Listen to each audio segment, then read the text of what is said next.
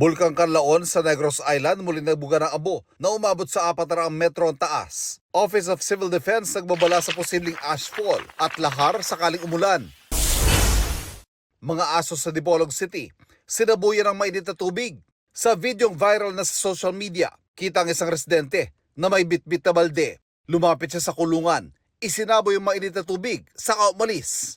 Ayon sa may-ari, nagtamo ng paso ang mga aso niya. Ipinatawag ng barangay suspect na nagsabing naiingayan siya sa mga aso, kaya niya ito nagawa. Desidido may-ari ng mga aso na idemanda siya.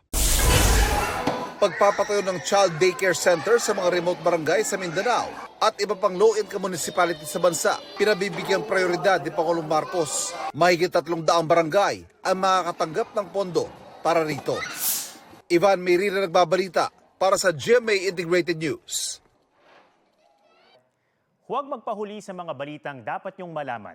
Mag-subscribe na sa GMA Integrated News sa YouTube.